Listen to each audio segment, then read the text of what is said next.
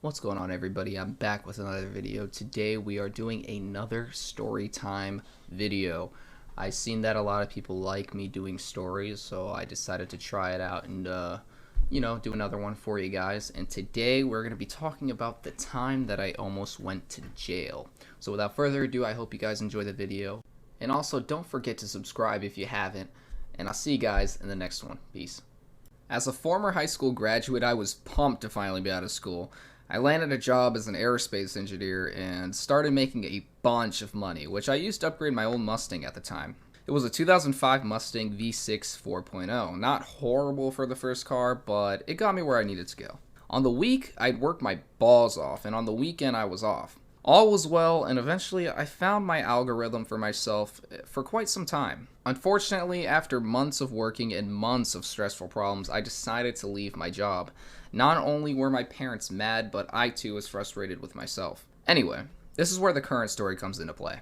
Prior to working as an aerospace engineer, I smoked medical cannabis to help with my ADHD and tics when it came to sleeping. However, before working there, I had to quit due to multiple drug screenings like every 2 weeks. Long story short, after I quit my job, I also had relationship and personal issues along with it, so I wasn't exactly in the right mindset when it came to decision making. After having a huge falling out with my ex, whom lived with me at the time, I decided to say fuck it and started driving around and found a spot I could go to in order to relax every day. And when I say relax, I mean smoke. I had made my own one-hitter made out of Legos, which I know, but this made it extremely easy to hide and carry since it didn't take up much space, and when you took it apart it just looked like some normal parts of a kid's toy. I used to go out almost every night and take a walk on the sidewalk that led from a Publix all the way past my school into a gas station. The walk was about, I'd say, a mile and a half, and at 2 a.m. it was the perfect conditions for walking as well as smoking.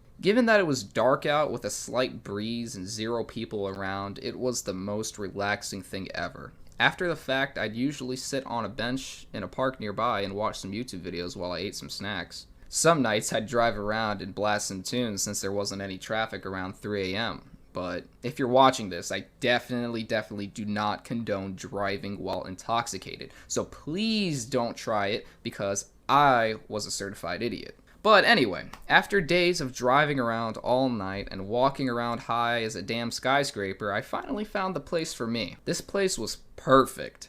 It was a huge green field that overlooked a large lake filled with crystal clear water. Sometimes if you came at the right time, you could even witness the sunrise over the steaming lake as you sat and drank your coffee. I loved coming here ever since I came across it. It helped me ease my mind and clear my thoughts while I smoked my medicine. Other stoners would come into this spot as well, although they always ended up hotboxing instead. However, one night, the field was closed off, and so I had nowhere to relax and smoke at anymore. So of course, me being the dummy that I am, I decided to go to an abandoned Walmart parking lot to hotbox at. I parked along a dimly lit sidewalk in front of an unfinished pet store and proceeded to prep my medicine. All was good as I laid back and blasted some tunes on the radio while smoke filled the car. About 3/4 of the way through my joint, I noticed a car pulling up from the left-hand side of me. At first, I thought it was some random civilian driving past me, until I took a double take and saw a spotlight attached to it. When I tell you I froze, I quite literally froze. My blood went cold and adrenaline filled my veins as I reclined my chair, so that it seemed like no one was in the car, obviously. The cop drove past and I felt a sense of relief thinking he didn't see or notice anything, but then a blinding flash protruded through the back of my car, and at that moment I knew I was screwed. So I quickly finished the joint as fast as I could and stuffed it into an old watch box I had and put it under my seat. With the spotlight on my car, I assumed I was supposed to get out, and so I opened my door slowly and stepped out of the car with my hands up. I was so out of it that I didn't even know how to feel, and I could barely make out the words he said to me. My eyes were as red as a damn fire truck, and my eyelids were so squinted that I looked like I was half asleep, so there was definitely no chance of lying to this guy. At this point, I almost thought I was a fugitive, as I had my hands in the air, hoping to God he wouldn't shoot me, thinking I was some crazed meth head. The officer then stepped out and told me to walk slowly toward him. He asked me if I had any weapons or any drugs on me. Thankfully, I had finished the last that I had, so I had absolutely nothing on me or in my car.